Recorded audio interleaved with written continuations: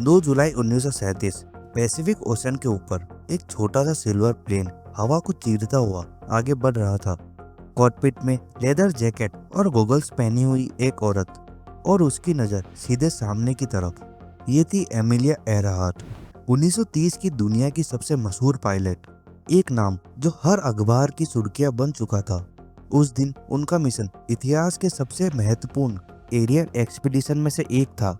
पूरी दुनिया का चक्कर सिर्फ एक ही फ्लाइट में, वो भी उस दौर में जब कोई जीपीएस नहीं, कोई सैटेलाइट नहीं, सिर्फ एक मैग्नेटिक कंपास, एक नक्शा और समुंदर की लहरों के बीच हवा का सहारा। अमेलिया एयरहार्ट और उनके नेविगेटर फ्रेड नूनेन ने लाई न्यू गिनी आइलैंड से अपना लॉकहीड इलेक्ट्रा 10E उड़ाया। उनके सामने पैसिफिक ओशन का वो हिस्सा था जहां हजारों किलोमीटर तक कोई जमीन नहीं थी, जहां एक छोटी सी नेविगेशनल गलती का मतलब था समुंदर के बीच हमेशा के लिए खो जाना। इसके लगभग 20 घंटे के बाद जब वो हॉलैंड आइलैंड के करीब थी, तब लोकल टाइम सुबह 8:45 पर रेडियो पर एक फाइनल ट्रांसमिशन सुनाई दी। We are on the line 157337। ये एक नेविगेशनल सिग्नल था जो बताता था कि वो अपनी मंजिल के कितने पास थी, लेकिन एग्जैक्ट लोकेशन क्लियर नहीं थी। इस ट्रांसमिशन के बाद प्लेन से ना कोई कोऑर्डिनेट्स मिलते हैं और ना ही कोई मेडे कॉल, सिर्फ एक गहरी खामोशी। इसके बाद अगले कुछ दिनों में एक बड़ा सर्च ऑपरेशन शुरू हुआ, जिसमें 9 बड़े शिप्स और 66 एयरक्राफ्ट से हजारों स्क्वायर माइल्स के ओशियन को सर्च किया गया। लेकिन इतनी बड़ी तलाश के बाद भी कुछ हाथ नहीं आया। सब कुछ सही होने के बाद भी अचानक हुए इस डिसअपेरेंस ने दुनिया को हैरान कर दिया, जिससे सवालों का एक सिलसिला शुरू हुआ। 1937 से लेकर आज तक ये सवाल हर रिसर्चर और एविएशन एक्सपर्ट के लिए एक पहेली बना हुआ है कि अमेलिया एयरहार्ट के साथ क्या हुआ था। उस घटना को आज लगभग 90 साल हो गए हैं, लेकिन अब तक किसी को भी पता नहीं चला कि अमेलिया अपने प्लेन के साथ कहाँ गायब हो गई थी। अमेलिया का जन्म 1897 में यूएसए की कैंसस सिटी में हुआ था और वो कोई ऐसी वैसी पायलट नहीं थी, बल्कि एक once in a generation pilot थी। साल 1928 में वो पहली वुमेन बनी जिन्होंने अटलांटिक ओशन को क्रॉस किया था, लेकिन उस वक्त वो सिर्फ एक पैसेंजर थी। लेकिन साल 1932 में पायलट बनकर वो दूसरी ऐसी वुमेन बनी जिन्होंने ट्रांसलेट जर्नी को कंप्लीट किया था। उनकी इस जर्नी में उन्हें बहुत सारी चीज़ें जैसे कि मैकेनिकल फेलियर और हार्श वेदर का सामना करना पड़ा था, और साथ ही साथ फ्यूल लीकेज और इंजन में आग लगने वाली परेशानियों के बावजूद उन्होंने सेफली प्लेन को लैंड करवा दिया था। अब अमेलिया सिर्फ वहीं तक नहीं रुकी, बल्कि लॉस एंजलिस से न्यूयॉर्क तक अकेले प्लेन उड़ाकर उन्होंने ट्रांस कॉन्टिनेंटल फ्लाइट में भी रिकॉर्ड सेट कर दिया था। उन्होंने longest non stop flight across America का भी रिकॉर्ड उस वक्त में तोड़ दिया था। अब यह कहना गलत नहीं होगा कि अपने वक्त की वो सबसे फेमस पायलट बन गई थी। अब साल 1937 में एमिलिया ने एक नया रिकॉर्ड बनाने की ठानी। वो पूरी दुनिया का एक गोल चक्कर लगाना चाहती थी। फेमस होने के बाद अपने नए कनेक्शंस का यूज करते हुए अमेलिया उन पावरफुल लोगों के करीब पहुंची जो इस मिशन में उनकी मदद कर सकते थे, जैसे फर्स्ट लेडी एलेनोर रूजवेल्ट। इस मिशन में हॉलैंड आइलैंड उनके लिए बहुत जरूरी था, क्योंकि वही उनकी अराउंड द वर्ल्ड फ्लाइट के दौरान एक इम्पोर्टेंट लैंडिंग स्पॉट था। फर्स्ट लेडी की मदद से सिर्फ 4 दिन के अंदर प्रेसिडेंट ने हॉलैंड आइलैंड पर एयर स्ट्रिप बनाने का प्रोजेक्ट अप्रूव कर दिया। जल्दी ही 3 रनवेज बनकर तैयार हो गए, जहां अमेलिया अपनी फ्लाइट के दौरान सेफली लैंड कर सकती थी। पूरी दुनिया का एक गोल चक्कर लगाना कोई आसान काम नहीं था। इसमें वो अमेरिका से स्टार्ट करके वेस्ट से ईस्ट की तरफ पूरी दुनिया का चक्कर लगाने वाली थी। इस रूट में अमेलिया को कई कंट्रीज और आइलैंड्स पर रुकते हुए आगे बढ़ना था। फ्लाइट के इम्पोर्टेंट स्टॉप में से एक था लाई, जो न्यू गिनी आइलैंड पर मौजूद था। अमेलिया अपनी लंबी फ्लाइट के दौरान कई जगहों पर रुकती थी, जहां प्लेन में फ्यूल भरा जाता था और प्लेन की कंडीशन चेक की जाती थी। ये स्टॉप्स इसलिए ज़रूरी थे क्योंकि लंबे सफ़र में प्लेन की सेफ्टी और फ्यूल भरना सबसे ज़रूरी होता है। इस पूरे सफ़र के लिए अमेलिया ने एक ट्विन इंजन वाला लॉग 10 इलेक्ट्रा एयरलाइनर चूज किया, जो उस वक्त का एक मॉडर्न और एडवांस प्लेन था। लेकिन उस फ्लाइट के लिए इस प्लेन को खास तौर पर मॉडिफाई किया गया था। प्लेन में एक्स्ट्रा फ्यूल टैंक्स लगाए गए थे ताकि वो ज़्यादा दूर तक बिना रुकावट के उड़ सके। समुंदर के ऊपर फ्यूल खत्म होने पर इमरजेंसी लैंडिंग करना बहुत मुश्किल होता है, इसलिए प्लेन को मजबूत और फ्यूल एफिशिएंट बनाया गया था। इस फ्लाइट में अमीलिया के साथ उनके नेविगेटर फ्रेड नूनन भी मौजूद थे, जो डायरेक्शन बताने में माहिर थे। समुंदर के बीच और दूर दराज इलाकों में रास्ता ढूंढना बहुत मुश्किल होता है, इसलिए फ्रेड की नेविगेशन स्किल बहुत ज़रूरी थी। वो मैप, कंपास और रेडियो सिग्नल्स का इस्तेमाल करके प्लेन को सही रास्ते पर ले जाते थे। इस मिशन का प्लान बहुत ही केयरफुली बनाया गया था और हर स्टेप सोच समझकर तैयार किया गया था। अमीलिया और उनकी टीम ने पूरी मेहनत से इस मिशन की प्लानिंग की थी ताकि वो अपना सपना पूरा कर सके। एयरहार्ट और नूनन ने 21 मई 1937 को कैलिफोर्निया से अपनी जर्नी शुरू की। 2 जुलाई तक उन्होंने लगभग 35,000 किलोमीटर का ट्रेवल कर लिया था और केवल 10,000 किलोमीटर की दूरी बची थी। इस सफर को पूरा करने के लिए अब वो न्यू गिनी नाम की जगह पर थे और वहां से हॉलैंड आइलैंड की तरफ जाने वाले थे, जहां उनका प्लेन रिफ्यूल होने वाला था। अब उनके लिए अगला स्टॉप हॉलैंड आइलैंड होने वाला था, जहां वह रुककर प्लेन को रिफ्यूल करते। लेकिन जैसे ही उन्होंने वहां से निकलने के लिए उड़ान भरी, न्यू गिनी के रेडियो ऑपरेटर के पास वेदर कंडीशंस की रिपोर्ट आई। उन्हें ये पता चला कि जिस डायरेक्शन में एमिली जा रही थी, उसके उल्टे डायरेक्शन में स्ट्रॉन्ग विंड्स फ्लो कर रहे थे। उन्होंने तुरंत इस बात की इंफॉर्मेशन एमिलिया को देने की कोशिश की, लेकिन उनसे कोई भी कांटेक्ट नहीं हो पा रहा था। इस तेज विंड से उनकी स्पीड, फ्यूल कंजप्शन और फ्लाइट टाइम तीनों पर असर पड़ सकता था। रेडियो सिग्नल्स की रेंज लिमिटेड थी और कभी कभी वेदर कंडीशंस की वजह से ये सिग्नल्स वीक हो रहे थे, जिससे कम्युनिकेशन में दिक्कत आ रही थी। इस जर्नी में मदद के लिए यूएस कोस्ट गार्ड का शिप हॉलैंड आइलैंड के पास था, जो रेडियो से उन्हें गाइडेंस देने वाला था। लेकिन 8 बजे लोकल टाइम पर प्लेन के रेडियो सिग्नल से कहा गया, हम आपके आसपास हैं लेकिन आप नजर नहीं आ रहे, फ्यूल कम हो रहा है। शिप के क्रू ने एमिलिया का रेडियो सिग्नल सुना, लेकिन उनके बीच क्लियर बात नहीं हो पाई। एमिलिया ने कहा कि वो 1000 फीट की ऊंचाई पर उड़ रहे हैं। इसके बाद एमिलिया ने रेडियो में अपनी लोकेशन बताई।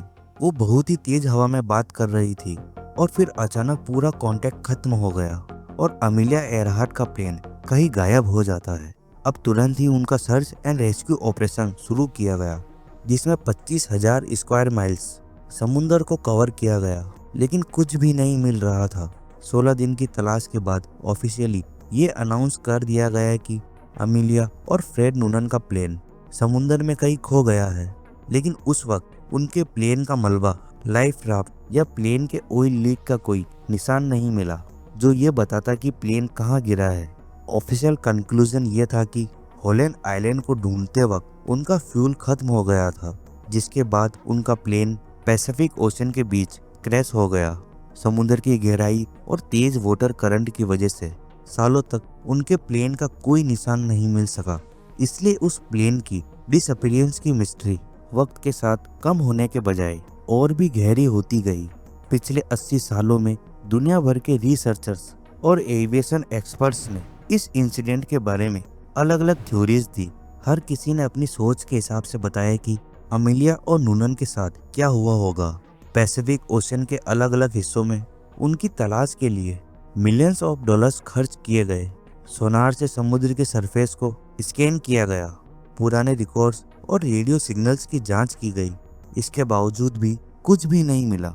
1980s में the international group for historic aircraft recovery TIGHAR ने एक नई थ्योरी के हिसाब से इन्वेस्टिगेट करना शुरू किया कि शायद अमेलिया एयरहार्ट और फ्रेड नूनन ने निको मरारो आइलैंड पर लैंडिंग की हो। ये आइलैंड हॉलैंड आइलैंड से लगभग 400 मील साउथ ईस्ट में मौजूद है।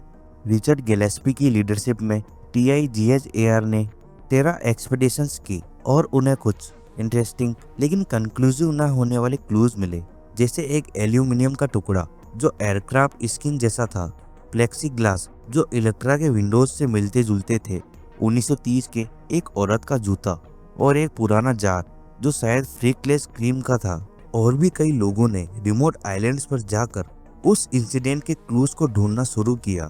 हर एक्सपीडिशन ये सोचकर की जाती थी कि शायद इस बार अमेलिया का सच मिल जाए, लेकिन अब तक कोई फाइनल प्रूफ नहीं मिल पाया है। इसके अलावा एक प्रोमिनेंट थ्योरी एविएटर और इन्वेस्टिगेटर एलन लोंग ने दी, जिसमें उन्होंने सजेस्ट किया कि अमिलिया के प्लेन का फ्यूल हॉलैंड आइलैंड के पास खत्म हो गया था और प्लेन सीधा पैसिफिक ओशियन की गहराइयों में क्रैश हो गया। 1999 में उन्होंने अपनी book Amelia Earhart the mystery solved में लोंग ने फ्यूल कंजप्शन रेट्स और रेडियो ट्रांसमिशन डाटा का डिटेल एनालिसिस दिया। 2009 में वेट इंस्टीट्यूट ने हॉलैंड आइलैंड के पास 2000 स्क्वायर माइल्स के एरिया को डीप सी सोनार से सर्च किया, लेकिन कोई कंक्लूसिव चीज नहीं मिली। 2012 में ओशियनग्राफर रॉबर्ट बुलार्ड, जो टाइटैनिक डिस्कवर करने के लिए फेमस है, उन्होंने एडवांस अंडरवाटर टेक्नोलॉजी के साथ सर्च किया, लेकिन रिजल्ट वैसा ही कुछ हाथ नहीं लगा। कुछ थ्योरीज कंट्रोवर्शियल भी थी। उनका मानना था अमेलिया और नूनन मार्शल आइलैंड पर लैंड हुए थे और जापानीज फोर्सेस ने उन्हें कैप्चर कर लिया। एक और थ्योरी ये क्लेम करती है कि वो सीक्रेटली अमेरिका वापस आ गए और नई पहचान के साथ जीने लगे। 2017 में हिस्ट्री चैनल ने एक डॉक्यूमेंट्री रिलीज की, जिसमें एक फोटो दिखाई गई जो अमेलिया और नूनन को जापानीज कस्टडी में जिंदा दिखाती है। लेकिन जल्दी ही जब ये पता चला कि ये फोटो अमेलिया की फ्लाइट से 2 साल पहले एक ट्रेवल बुक में पब्लिश हो चुकी थी। हर नई सर्च के साथ टेक्नोलॉजी और मेथड्स इम्प्रूव होते गए, लेकिन रिजल्ट हमेशा सेम था। उम्मीद जगाने वाले क्लूज जो एंड में किसी फाइनल प्रूफ तक नहीं पहुंचते थे, जिसकी वजह से स्पेकुलेशन और सर्चिंग का सिलसिला चलता रहा। सालों बीत गए और लगा कि शायद ये मिस्ट्री कभी सॉल्व नहीं होगी। अमेलिया एयरहार्ट के प्लेन गायब होने के बारे में हजारों थ्योरीज बनी, लेकिन 2010 में एक खास इंटरेस्टिंग एक्सप्लेनेशन सामने आई, जो बाद में 2024 के ब्रेक थ्रू के लिए क्रूशल साबित हुई। इस थ्योरी का नाम था डेडलाइन थ्योरी, जो लिज स्मिथ, एक फॉर्मर नासा एम्प्लॉय और जो एक पायलट भी थी, उन्होंने प्रपोज की। लिज ने इस मिस्ट्री को एक नेविगेटर की नज़र से देखा। उनका कहना था कि ये शायद एक सिंपल ह्यूमन एरर था। इंटरनेशनल डेडलाइन क्रॉस करते वक्त कैलकुलेशन एडजस्ट न करना इस इंसिडेंट के पीछे की वजह हो सकता है। नेविगेटर जैसे फ्रेड नूनन सेलेस्टियल नेविगेशन का यूज करते थे, मतलब स्टार्स और सन की पोजीशन की रीडिंग्स लेके लोकेशन निकालना। इसमें एग्जैक्ट टाइम और डेट का पता होना बहुत जरूरी होता है, क्योंकि इंटरनेशनल डेडलाइन क्रॉस करना ट्रिकी होता है। वेस्ट से ईस्ट की तरफ जाते वक्त एक दिन बढ़ जाता है और ईस्ट से वेस्ट की तरफ जाते वक्त एक दिन कम हो जाता है। अमेलिया और नूनन का रूट लाए न्यू गिनी से हॉलैंड आइलैंड तक था, जो इस इनविजिबल बाउंड्री को क्रॉस करता था। इसके लिए कैलकुलेशन में डेट एडजस्ट करना जरूरी था। स्मिथ की थ्योरी ये थी कि 17 घंटे की थकान भरी फ्लाइट के बाद नूनन शायद ये डेट चेंज करना भूल गए। इस छोटी सी गलती की वजह से नेविगेशन में लगभग 60 मील का अंतर आ गया होगा, जिससे उनका प्लेन एक ऐसे एरिया में चला गया जो पहले कभी सर्च नहीं किया गया था। इस थ्योरी की खास बात ये थी कि ये ह्यूमन एलिमेंट को एक्सेप्ट करती थी कि चाहे नेविगेटर कितना भी स्किल्ड क्यों न हो, extreme stress, fatigue, limited fuel और एक छोटे से आइलैंड को ढूंढने का प्रेशर, ये सब मिलके उनसे गलती करवा सकते हैं। और सबसे जरूरी बात, इस थ्योरी ने एक नए सर्च एरिया को आइडेंटिफाई किया, जो हॉलैंड आइलैंड से लगभग 100 मील वेस्ट में था और जहां पहले कभी सीरियस सर्च नहीं हुई थी। हॉलैंड आइलैंड के पास लगभग 5000 मीटर की गहराई में। ये थ्योरी ही थी जिसने टोनी रोमियो और डीप सी विजन टीम को गाइड किया, और लगभग 87 ईयर्स बाद एमिलिया एयरहार्ट की मिस्ट्री का रुख बदल गया।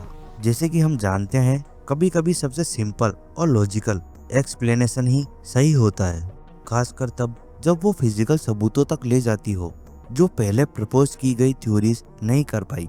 2024 में एक पोटेंशियल ब्रेक थ्रू मिला जब डीप सी विजन ने, जो साउथ कैरोलिना की एक मरीन रोबोटिक्स कंपनी है, उसने ये अनाउंस किया कि उन्होंने सोनार इमेजेस कैप्चर की है जो एक एयरक्राफ्ट जैसा लगता है और जो समुद्र के तल में मौजूद है। यह एयरक्राफ्ट शायद अमेलिया एयरहार्ट का मिसिंग लॉकहीड 10E इलेक्ट्रा हो सकता है। इस ऑपरेशन को टोनी रोमियो ने लीड किया था, जो एक फॉर्मर यूएस एयरफोर्स इंटेलिजेंस और डीएसवी के सीईओ हैं। रोमियो ने बस ऐसे ही सर्च स्टार्ट नहीं किया था, उन्होंने 16 लोगों की एक टीम बनाई और सर्च के लिए 9 मिलियन का एक स्पेशली मॉडिफाई अंडरवाटर ड्रोन खरीदा। सर्च एरिया लगभग 5200 स्क्वायर मील्स का था। होलैंड आइलैंड के वेस्ट में एडवांस ह्यूजिन 6000 अंडर वाटर ड्रोन का यूज करके उन्होंने धीरे धीरे ओशन के सरफेस को स्कैन किया। हर डाइव लगभग 2 दिन तक चलती थी, जिसमें 5000 मीटर की गहराई तक का डाटा कलेक्ट किया जाता था, जहां पानी का प्रेशर 4000 केजी पर स्क्वायर इंच से ज्यादा होता है। ये ब्रेक थ्रू तब मिला जब सोनार इमेजेस में एक ऑब्जेक्ट दिखा जो साइज में एयरहार्ट के एयरक्राफ्ट से मैच करता था। और सबसे इंटरेस्टिंग बात, ये ऑब्जेक्ट वही मिला जहां डेडलाइन थ्योरी ने प्रेडिक्ट किया था। डीप ओशन में जनवरी 2024 का इनिशियल सोनार डिस्कवरी सिर्फ वेरिफिकेशन प्रोसेस की शुरुआत थी। साइंटिफिक प्रूफ के लिए इस स्कैन से ज़्यादा सबूतों की ज़रूरत थी, इसलिए 2024 से लेकर 2025 की शुरुआत तक डीप सी विजन टीम और उनकी पार्टनर ऑर्गेनाइजेशन ने इस डिस्कवरी को आगे बढ़ाया। पहला चैलेंज नवंबर 2024 में आया, जब फॉलो अप सोनार इमेजेस से लगा कि शायद ये ऑब्जेक्ट एक अनआइडेंटिफाइड रॉक फॉर्मेशन हो सकता है। ये एक टेम्पररी सेटबैक था जो दिखाता है कि समुद्र की गहराई से सोनार डाटा कलेक्ट करना कितना मुश्किल हो सकता है। लेकिन और जांच करने के बाद ये कंफर्म हुआ कि इस ऑब्जेक्ट में एयरक्राफ्ट के फीचर्स मौजूद हैं जो एक नेचुरल रॉक फॉर्मेशन मैच नहीं कर सकता। दिसंबर 2024 में डीएसवी टीम इस बार ज़्यादा advance equipment, high resolution cameras जो रिमोटली ऑपरेटेड व्हीकल पर सेट किए गए थे, जो समुद्र के सरफेस के ऑब्जेक्ट के पास जा सकते थे। इन विजुअल की जांच में ओशन की गहराई की पहली बार क्लियर फोटोग्राफी दिखाई, जो 16,000 फीट नीचे से ली गई थी। टीम मेंबर और मरीन आर्कियोलॉजिस्ट सारा चैन ने बताया कि जब पहली इमेज आई तब कंट्रोल रूम में सब लोग साइलेंट थे। हम क्लियरली एक एयरक्राफ्ट देख रहे थे। लॉकहीड 10E इलेक्ट्रा का बाहरी ढांचा बिगड़ चुका था, लेकिन एयर फ्रेम का शेप बिल्कुल सही था। विजुअल एविडेंस में कई फीचर्स मिले जो एयरहार्ट के एयरक्राफ्ट से मैच करते थे। 55 लेंथ और 38 feet wingspan, landing gear का स्ट्रक्चर और यूनिक इंजन का असेंबलिंग स्ट्रक्चर बिल्कुल सही था। 2025 की शुरुआत में तीसरे एक्सपीडिशन में और नए इक्विपमेंट का यूज करके उस ऑब्जेक्ट के सैंपल्स कलेक्ट किए गए। स्पेक्ट्रोग्राफिक एनालिसिस ने ये कंफर्म किया कि ये एल्यूमिनियम अलॉयस 1930s एयरक्राफ्ट के टुकड़े हैं। सबसे इंटरेस्टिंग डिस्कवरी एक पार्शियल सीरियल नंबर था जो एयरहार्ट के इलेक्ट्रा से मैच हुआ था। और सबसे बड़ी बात, प्लेन का मलबा बिल्कुल वहीं मिला जहां डेडलाइन थ्योरी के हिसाब से मिलना चाहिए था। होलैंड आइलैंड के वेस्ट में लगभग 100 मील दूर। Fuel consumption rates, weather conditions और फ्लाइट के रास्ते का कंप्यूटर मॉडलिंग भी कंफर्म करता है कि ये लोकेशन। और जब अमीलिया ने बताया कि वो 157337 पोजीशन ऑफ लाइन पर फ्लाई कर रही है, वो लोकेशन उसके साथ परफेक्टली मैच होती है। अब एक्सपर्ट्स का भी मानना है कि ये अमीलिया एयरहार्ट का लॉकहीड इलेक्ट्रा ही है। फरवरी 2025 में टोनी रोमियो ने स्मिथसोनियन और एविएशन हिस्टोरियंस के साथ एक प्रेस कॉन्फ्रेंस की, जिसमें उन्होंने अनाउंस किया कि अमीलिया एयरहार्ट का प्लेन मिल चुका है और काफ़ी हद तक कंफर्म हो चुका है। ये कंफर्मेशन डीप सी विजन की डीप ओशन डिस्कवरी और डॉक्टर रिचर्ड की निकोमारो एक्सपीडिशन में मिले सबूतों के आधार पर थी। कुछ आर्टिफैक्ट अभी भी ओशन के फ्लोर पर पड़े हैं, लेकिन उन्हें वहां से निकालना आसान काम नहीं है। इसकी 2 वजह हैं। पहली, प्रिजर्वेशन।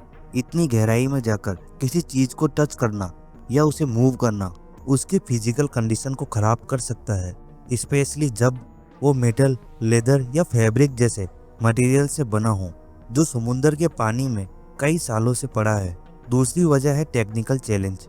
16,000 फीट से ज़्यादा की गहराई में कोई आम डाइवर नहीं पहुंच सकता। वहां पहुंचने के लिए specially design, remotely operated vehicle और हाई टेक इक्विपमेंट चाहिए होते हैं, जो बहुत महंगे होते हैं और लिमिटेड टाइम के लिए काम करते हैं। डीप सी विजन की डिस्कवरी ने न्यूज़पेपर, टीवी और सोशल मीडिया में हेडलाइंस बनाई। मतलब एयरहार्ट का प्लेन होलैंड आइलैंड के पास समुंदर में ही क्रैश हुआ था और डूब गया। लेकिन इंटरेस्टिंग बात यह है कि उसी वक्त दूसरा ग्रुप भी एक बिल्कुल अलग डायरेक्शन में इन्वेस्टिगेशन कर रहा था। जनवरी 2025 से डॉक्टर रिचर्ड पेटिग्रू, जो आर्कियोलॉजिकल लेगेसी इंस्टीट्यूट के एग्जीक्यूटिव डायरेक्टर हैं, वो अपने 10 मेंबर्स की टीम के साथ निकोबारो आइलैंड पर रिसर्च कर रहे थे। उनका मानना ये है कि एरहार्ट और नेविगेटर फ्रेड नूनन को जब होलैंड आइलैंड नहीं मिला तो शायद उनके पास इतना फ्यूल बचा था कि वो निकोबारो तक पहुंच गए। वहां उन लोगों ने कुछ दिन या फिर हफ्तों बिताए और जिंदा रहने की कोशिश की, लेकिन आखिरकार उनका अंत हो गया। डॉक्टर रिचर्ड की टीम ने निकोबारो आइलैंड के एक खास जगह पर फोकस किया। सैटेलाइट इमेज और ड्रोन फुटेज में निकोबारो आइलैंड के उत्तरी छोर पर ऐसा लग रहा था जैसे प्लेन का कोई मलबा हो। डॉक्टर रिचर्ड का कहना था निकोबारो आइलैंड पर मिले एल्यूमिनियम के टुकड़े, जो 1930 में बनने वाले एयरक्राफ्ट से मैच करते हैं, प्लेक्सी ग्लास के पीसेस जो इलेक्ट्रा 10E के खिड़कियों के हो सकते हैं। इन सब सबूतों के आधार पर पहले तो ऐसा लगा कि निकोबारो के फाइंडिंग्स डीप सी विजन की ओशन डिस्कवरी से बिल्कुल अलग है। लेकिन अब रिसर्चर्स एक अलग ही थ्योरी प्रपोज करते हैं, मतलब दोनों जगहों के सबूत एक ही कहानी का हिस्सा हैं।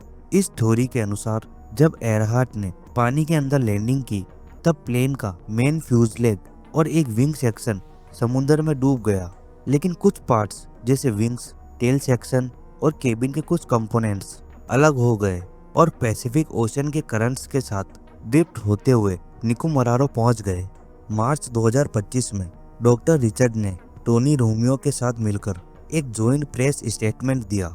डीप ओशन साइट और निकोबारो आइलैंड से जो फिजिकल एविडेंस मिले हैं वो एक साथ मिलकर एक पूरी कहानी बनाते हैं। इन दोनों टीमों का एक साथ आना अब एरहार्ट रिसर्च का एक टर्निंग पॉइंट बन गया है, जो आपस में आर्टिफैक्ट और डाटा ओपनली शेयर कर रहे हैं। इन दोनों टीम्स के अनुसार सुबह 8:45 बजे एरहार्ट का लास्ट कंफर्म मैसेज आया था। उसने कहा कि वो 157 और 337 लाइन ऑफ पोजीशन पर फ्लाई कर रही है। इसका मतलब ये है कि ये एक स्पेसिफिक नेविगेशन लाइन थी जहां वो अपनी पोजीशन चेक करके डायरेक्शन डिसाइड कर रही थी। लेकिन फ्यूल कैलकुलेशन और डेटलाइन थ्योरी की जांच ये बताती है कि वो अपनी जगह से 100 मील वेस्ट में थे।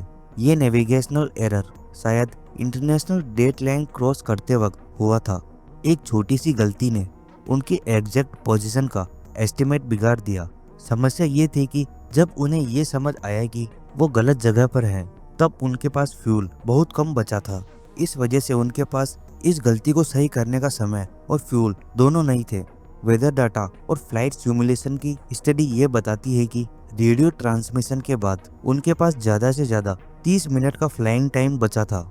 इसीलिए एमेलिया एरहार्ट ने इमरजेंसी लैंडिंग का डिसीजन लिया, लेकिन अनकंट्रोल्ड क्रैश की जगह उन्होंने एक कंट्रोल वाटर लैंडिंग की।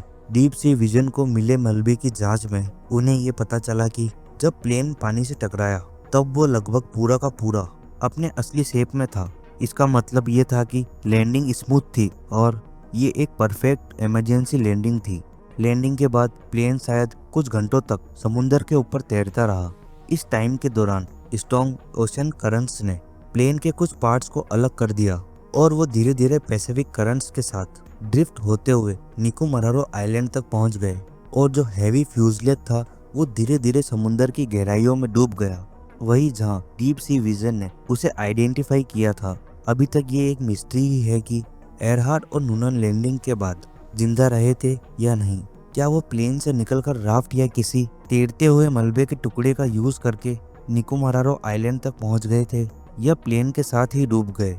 इन सवालों का जवाब अभी तक नहीं मिला है, लेकिन एक चीज अभी भी कंफर्म है, अब दुनिया को पता चल गया है कि उनके प्लेन के साथ क्या हुआ था। ये डिस्कवरी एविएशन हिस्ट्री के लिए एक बड़ा ब्रेक थ्रू है, क्योंकि 88 ईयर्स से सिर्फ लोग अनुमान लगा रहे थे, लेकिन इन सबूतों के मिलने के बाद थ्योरी से ज्यादा फैक्ट पर बात हो रही है। इससे एरहार्ट की डिसअपीयरेंस का सबसे बड़ा राज, उनके एयरक्राफ्ट की फाइनल लोकेशन की मिस्ट्री सॉल्व हो गई है। Thanks for watching.